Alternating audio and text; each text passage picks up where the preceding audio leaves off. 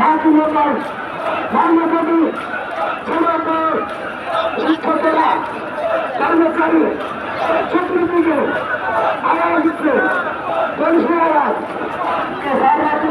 না না দেশে অনুষ্ঠান নিতে পারবে না দেশে সর্বশেষ